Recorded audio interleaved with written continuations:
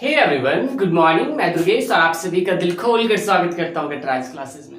जैसा कि आप लोग जानते हो, हम लोग हर रोज सुबह 7 बजे क्या करते हैं, राज्य दर्शन करते हैं। और हमारा आज के टॉपिक में क्या है, अरुणाचल प्रदेश। अरुणाचल प्रदेश मतलब उगते सूरजों का देश, सूर्योदय का देश। ठीक है, तो चलिए बिना समय में आज की क्लास को स्टार्ट करते हैं। कि कहते हैं, ना थके है पाँव ना ही हिम्मत हारिया, ना थके है पाँव ना ही हिम्मत हारिया, प्लान चाहे जिसका भी हो, इस बार बाजी हमारा ही होगा। तो चलिए आज की क्लास को स्टार्ट करते हैं। उम्मीद करता हूं कि ये कोट्स आपको ऊर्जावान बनाएंगे, आपके चेहरे पे मुस्कान लेके आएगी। तो चलिए आज की क्लास को स्टार्ट करते हैं। हम सबसे पहले आपको बता दें कि अरुणाचल प्रदेश, अरुणाचल प्रदेश का मतलब होता है क्या, उगते सूरजों का देश। क्या होता है मित्र, उगते सूरजों का देश, उगते सूरजों का देश।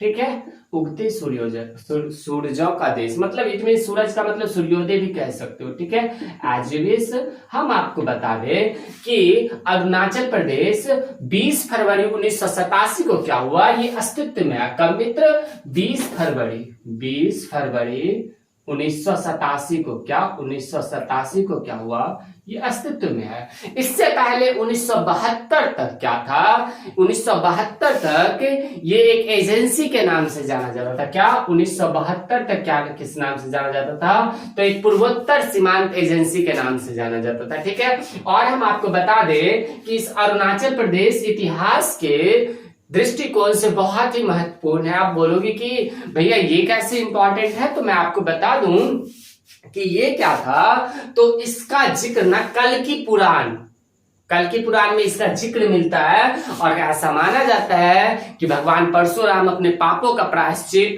कहां, अरुणाचल प्रदेश में ही किए थे। ठीक है, इसलिए अरुणाचल प्रदेश बहुत ही इंपॉर्टेंट हो जाता है। ईटानगर किला भी यहीं पे है, जो कि इसकी राजधानी हो जाती है। तो इसका इतिहास बहुत ही भयानक रहा है, तो एग्जाम के दृष्टिकोण से बहुत ही इंपॉर्टेंट बन जाता है। और यहाँ पे कुछ जनजाति भी रहती है, मिसिमी, डफला, ये सारे जनजाति, तो बहुत ही इंपॉर्टेंट हो जाता है। तो चलिए आज जैसे जैसे क्लास आगे बढ़ेगी हम आपको बताते चलेंगे।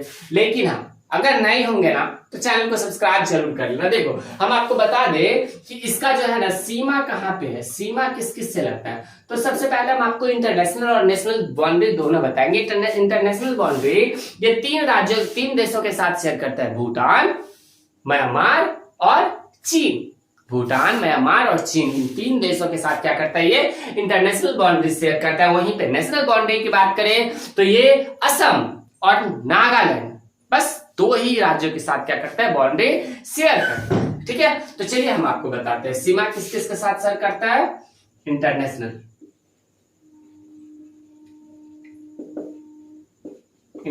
बाउंड्री ना, इंटरनेशनल बाउंड्री शेयर करता है किसके साथ, तो हम आपको बता दें चीन, म्यांमार, ठीक है, चीन, म्यांमार और भूटान, इन 3 के साथ शेयर करता है। ये तो इंटरनेशनल हो गया। अब हम आपको बता दें कि नेशनल बाउंड्री किसके साथ शेयर करता है। नेशनल बाउंड्री यहाँ पे असम के साथ शेयर करता है, यहाँ पे नागालैंड के साथ शेयर करता है। ठीक है, तो कौन कौन सा, असम एंड नागालैंड।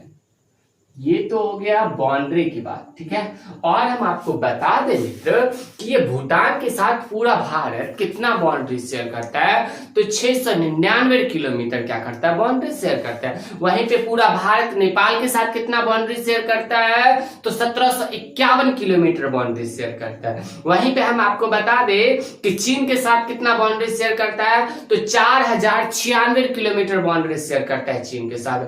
और हम आपको बता दें नेपाल के साथ कितना बाउंड्री शेयर करता है, तो 3323 किलोमीटर बाउंड्री शेयर करता है। और अगर हम आपको बता दें कि बांग्लादेश के साथ तो बता ही दिया ना, उसके साथ हम बता दें कि पाकिस्तान से कितने राज्य बाउंड्री शेयर करता है, तो मात्र 3 राज्य और एक यूटी शेयर करता है। आप बोलोगे कि वो 3 राज्य कौन, गुजरात हो गया, राजस्थान हो गया और कौन सा, पंजाब हो गया। और एक यूटी कौन है, जम्मू कश्मीर है। ठीक है, और जम्मू कश्मीर में एक दर्रा है, काराकोरम दर्रा। ठीक है, काराकोरम दर्रा एग्जाम के दृष्टिकोण से बहुत ही इंपॉर्टेंट हो जाता है। ठीक है, तो चलो वो तो जम्मू कश्मीर जब पढ़ाएंगे उसमें बताएंगे हम आपको।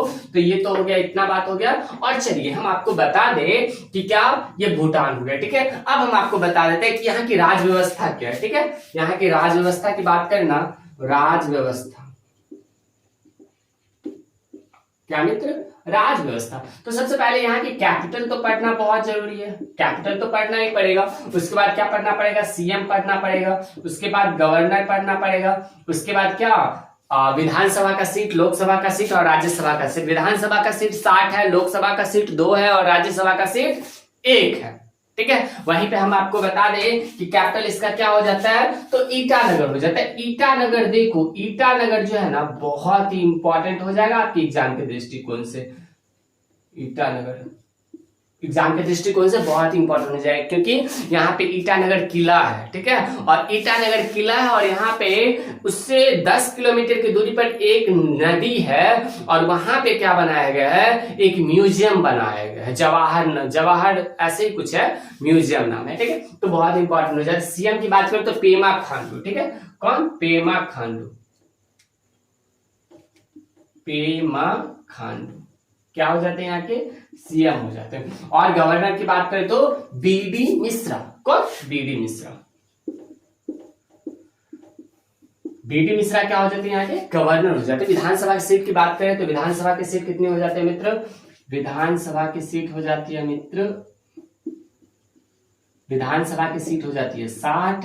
वहीं पे लोकसभा की सीट की बात करें तो लोकसभा की सीट हो जाती है 2 और राज्यसभा की सीट की बात करें तो राज्यसभा सीट कितनी हो जाती है मित्र, 1। ठीक है, और यहीं पे बात करें अगर डिस्ट्रिक्ट की तो डिस्ट्रिक्ट हो जाती है 25। कितना, डिस्ट्रिक्ट कितना हो जाती है मित्र, डिस्ट्रिक्ट DISTRICT, डिस्ट्रिक्ट कितना हो जाता है 25। तो ये सारी बातें बहुत इंपॉर्टेंट है, क्योंकि अगर आप अरुणाचल प्रदेश में कोई भी एग्जाम दोगे तो वो अपने राज्य से रिलेटेड तो पूछेगा ही। और साथ ही साथ अगर हम बात करें तो यहाँ पे कुछ जनजाति है जो कि मिसिमी, डफला और कौन, खामती, मिसिमी और डफला, ये सारी जनजाति बहुत इंपॉर्टेंट हो जाती है आपकी। चलो जनजाति भी बता ही देते हैं। ठीक है, जनजाति कौन कौन सा हो जाता है मित्र, इट मींस ट्राइब्स, यही ना, इंग्लिश जान लो आप, ट्राइब्स। तो कौन सा, मिसिमी, डफला और कौन सा, खामती। मिसिमी, डफला और खामती, ये यही ना, हाँ तो ये खामती। ठीक है,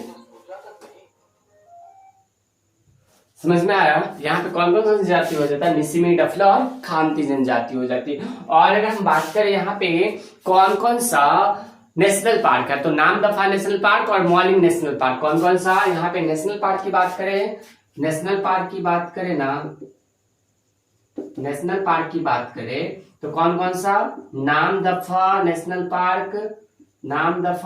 पार्क और कौन सा दूसरा, मॉलिंग नेशनल पार्क। ठीक है, मॉलिंग नेशनल पार्क।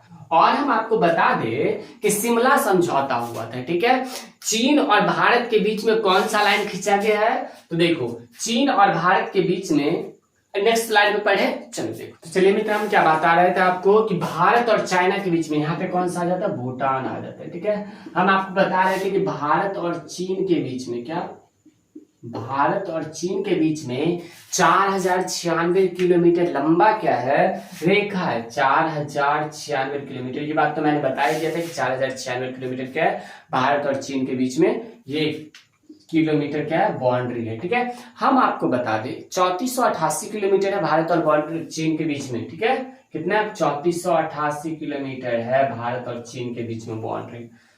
ठीक है, हम आपको बता दें कि मैकमोहन रेखा खींचा गया। ठीक है, मैकमोहन लाइन भारत और चीन के बीच में। ठीक है, भारत और पाकिस्तान के बीच में कौन सा है मित्र, भारत और पाक के बीच में कौन सा लाइन है, तो रेड क्लिफ लाइन है सर, रेड क्लिफ। ठीक है, रेड क्लिफ आप नोट कर लेना, रेड क्लिफ। ठीक है, भारत और पाकिस्तान के बीच में रेड क्लिफ हो गया। और भारत और बांग्लादेश के बीच में कौन सा है, जीरो लाइन है। कौन सा, भारत और बांग्लादेश के बीच में। ठीक है, बांग्लादेश के बीच में कौन सा है, जीरो लाइन है। ठीक है, और हम आपको बता दें कि पहले भारत और पाकिस्तान के बीच में 1872 ईस्वी में क्या किया गया था, भारत और अफगानिस्तान के बीच में डुरंड रेखा खींचा गया था, जो कि अब क्या है, तो भारत और पाकिस्तान और अफगानिस्तान के बीच में है डुरंड रेखा। ठीक है, ये सारी बातें तो हो गई इधर की। ठीक है, और हम अगर आगे बढ़े तो हमको मिलता है कि यहाँ पे 2 नेशनल पार्क है, नामदफा नेशनल पार्क। पहला कौन सा, नामदफा नेशनल पार्क, और दूसरा मॉलिंग नेशनल पार्क, ठीक है, मॉलिंग नेशनल पार्क। और हम आपको बता दें कि यहाँ पे एक टाइगर रिजर्व है, ठीक है, मुक्के टाइगर रिजर्व, यही ना, मुक्के टाइगर रिजर्व ही है आई थिंक। कौन सा? मुक्के टाइगर रिजर्व, मुक्के टाइगर रिजर्व। आप ये बात कमेंट बॉक्स में छाप सकते हो कि अभी 52वां टाइगर रिजर्व कहाँ पे है और 53वां टाइगर रिजर्व कहाँ है। तो 52वां tiger reserve Ramgarh Vishdhari tiger reserve है, जो कि राजस्थान में है, ठीक है। कहाँ है 52वां tiger reserve? Ramgarh Vishdhari tiger reserve है। और 53वां टाइगर रिजर्व कहाँ है, ये आप कॉमेंट बॉक्स में छाप दो, ठीक है। टाइगर रिजर्व कहाँ है, कहाँ पे है, ये बात आप कमेंट बॉक्स में छाप दो, बहुत ही इंपॉर्टेंट है, ठीक है। चलो आगे बढ़ने पे हमको क्या मिलता है मित्र, यहाँ का कुछ इंपॉर्टेंट डांस है। कौन सा? दामिंडा। कौन सा? यहाँ के डांस की बात करें ना तो यहाँ का डांस कौन सा है? दामिंडा। दामिंडा ये क्या चीज, कहाँ का डांस है? यहीं का डांस है, छम। कौन सा मित्र? छम, यहीं का डांस है। तो ये हम आपको बता दें मित्र, क्या एलओसी और एलएसी, तो भारत और चीन के बीच में एलएसी है, मतलब line of actual control. LAC आपको कट रहा है क्या? देखो एलएसी का मतलब होता है लाइन ऑफ एक्चुअल कंट्रोल। तो लाइन ऑफ एक्चुअल कंट्रोल किसके बीच में है? तो भारत और चीन के बीच में। और एलओसी अलग हो गया, लाइन ऑफ कंट्रोल। क्या? एलओसी का मतलब क्या होगा? Line of control. तो ये अलग चीज हो गया, ठीक है। ये भारत और पाकिस्तान के बीच में, ये भारत और चीन के बीच में। हम आपको बता दें कि यहाँ पे 2 ठो दर्रा बहुत ही इंपॉर्टेंट है। वैसे यहाँ पे 3 ठो है, लेकिन 2 ठो बहुत ही। कौन कौन सा दर्रा हो गया मित्र? चलो कमेंट बॉक्स में छापो, यहाँ का कौन कौन सा दर्रा इंपॉर्टेंट है, कौन कौन सा दर्रा इंपॉर्टेंट है। दर्रा का मतलब क्या होता है? पासेस, ठीक है। पासेस किसको कहते हैं? इंग्लिश में कहते हैं, ठीक है। आप कमेंट बॉक्स में छाप दो कि कौन कौन सा यहाँ का दर्रा जो है इंपॉर्टेंट है। चलो छापे, नहीं छापे? देखो यहाँ पे बोमडीला और दीफू। कौन? बोमडीला और दीफू। बोमडीला और दीफू क्या है? यहाँ का फेमस पासेस है। एक और यहाँ पे पासेस जो कि इंपॉर्टेंट नहीं है, ठीक है। चलो अब हम क्या करते हैं, आज क्लास को यहीं पे समाप्त करते हैं। उम्मीद करता हूँ कि आपको सारी बातें समझ में आएगी। अरुणाचल प्रदेश में जो भी इंपॉर्टेंट बातें थी, जो भी कुछ था, वो सारी बातें मैंने बता दी, ठीक है। अगर आपको लगता है कि अभी भी कुछ बाकी है तो नहीं मित्र, आप गलत नहीं हो सकते हो, क्योंकि क्वेश्चन बनाने वाला कहीं से भी क्वेश्चन दे देता है, ठीक है। तो आप अपने हिसाब से देख लीजिएगा। वैसे मेरे हिसाब से जहां तक लगता है कि अरुणाचल प्रदेश में अगर पीसीएस लेवल तक का मैंने तैयारी करा दिया है, ठीक है। तो चलिए आज की क्लास को यहीं पे समाप्त करते हैं, फिर मिलते हैं अगली क्लास में। तब तक के लिए खुश रहिए, मस्त रहिए, गाते रहिए, गुनगुनाते रहिए और अच्छे से पढ़ते रहिए। देखो मित्र, आज के कॉम्पिटिटिव एग्जाम में ना वही टिक सकता है जिसमें पेशेंस है, धैर्य है, नहीं तो नहीं टिक सकता है। देखो आपको लग रहा होगा कि ये 62 सब्सक्राइबर 63 सब्सक्राइबर वाला मुझे क्या पढ़ाएंगे, तो हाँ जी बिल्कुल, मैं आपको क्या पढ़ाऊंगा। लेकिन आपको पता होना चाहिए कि मेरा 41,000 का फैमिली भी था जो कि डिलीट हो चुका है। तो बिंदास रहिए, मस्त रहिए, पढ़ते रहिए। कि कहते हैं समस्याओं का आना पार्ट ऑफ लाइफ है, तो उससे लड़ना आर्ट ऑफ लाइफ। उम्मीद करता हूँ कि आपको ये सारी बातें समझ में आ रही होगी।